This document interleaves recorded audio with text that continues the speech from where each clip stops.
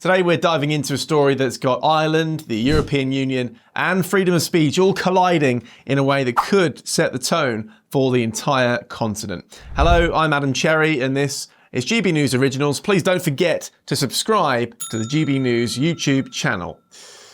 Ireland is facing a showdown with the European Union and the stakes couldn't be higher.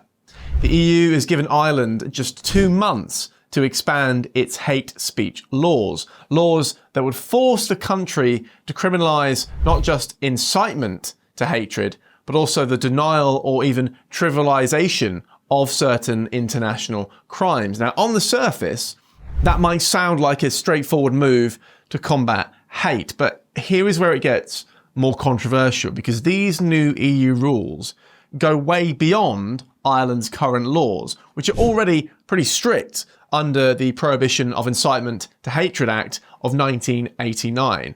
The EU wants Ireland to fall in line, but the Irish government and a big chunk of the public aren't having it. So let's rewind, okay? Because last year, Ireland's own government tried to pass a tough new hate speech bill. It was called the Incitement to Violence or Hatred and Hate Offences Bill. But it totally bombed. There just wasn't enough political support for it. And even Ireland's Justice Minister admitted in September 2024 that the bill had collapsed because there wasn't enough consensus around it. So the people spoke, the politicians listened. Democracy in action, right? That's how it works. Well, not quite, because the European Commission is now telling Ireland, pass these laws or we'll see you in court. So the EU is threatening legal action if Ireland doesn't comply. This is where things get really interesting, because Ireland, like every other EU member, is supposed to have a say in its own laws, obviously. But Brussels is saying, we know best. And one member of the European Parliament, one Irish member, summed it up perfectly, warning that the EU's approach risks stifling public debate. People resent being threatened with prosecution just for expressing their views. Certainly a lot of people do. And legal experts are also up in arms. They're calling this a direct attack on Irish sovereignty and a slap in the face to the public will. Imagine voting against a law only to have an outside power come in and force its way through anyway. That is the core of this battle. That is essentially what's happening here. Using the internet without a VPN, a virtual private network, is a bit like taking to the road without car insurance. All it takes is one unlucky moment to cost you a lot of cash. This video's sponsor is Private Internet Access. They are the VPN to help keep you safe. Click the link in the description below to find out why over 30 million people have downloaded PIA to protect themselves online. A virtual private network is an app that hides your IP address and helps keep your data private. When you're browsing the internet at home, you give up a large amount of data to businesses, to shops, and indeed to social media giants too. Hackers have the ability to steal your personal data with ease, including sensitive information such as passwords, keystrokes, and even your personal photos. Private Internet Access helps protect your personal data by encrypting your internet connection to keep your data out of the hands of cybercriminals. And it's not just hackers either to be concerned about. Information can be censored too. When Canada passed their C-18 bill, social media giants decided to ban news content on their platforms. But PIA can protect your ability to consume the news and content you love. Private Internet Access is available for Windows users, Mac OS, Android, Linux, iOS, and you can use one PIA subscription to protect an unlimited amount of devices. And we've got a huge GB News discount for you too. Click the link in this video's description and you'll get a massive 83% off PIA. That's under £2 a month, the price of a coffee, and you'll get an extra 4 months completely free on top. Also, there's a 30-day money-back guarantee too. Visit piavpn.com/GB News to start protecting yourself digitally today.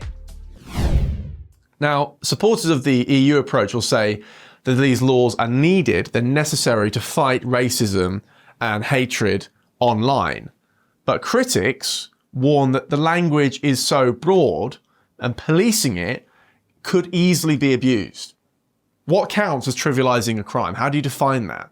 Who decides what hate is and what's just a controversial opinion?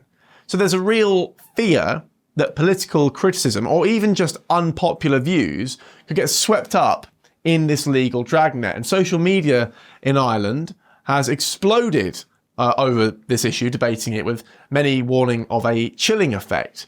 People staying silent because they're scared of prosecution. Now, this isn't just a European issue anymore, because the US State Department's Bureau of Democracy, Human Rights and Labour jumped into the fray on the 14th of June, publicly supporting Ireland's right to free expression and national sovereignty. Now, that's a big deal, because when the US is watching, you know that the world is paying attention. And their message was pretty clear. They said the United States is deeply committed to supporting freedom of expression and national sovereignty. We support the Irish people and our shared commitment to fundamental freedoms. So what is at stake? Well, democracy, debate, and the future of free speech. So let's just break that down. What's really going on? In terms of democratic integrity, Ireland's parliament rejected the bill already, but the EU wants to override that. There's also a question: who gets to decide Irish law? Is it Dublin or Brussels? Now, that's a fundamental question that the UK fought over, if you might recall, about 9 years ago. There's also the question of free speech. Could these laws be used to silence legitimate political criticism? Who decides what is legitimate? It also sets a precedent, because however Ireland responds, the rest of Europe will be watching. It could set the standard for how much control the EU has over national laws. And like I said, online, on social media, the Irish public isn't holding back.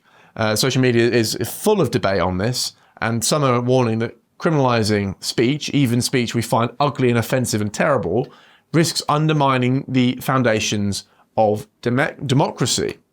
In fact, some argue that the best way to fight hate is with more speech, not less. But of course, you could debate that point until the cows come home.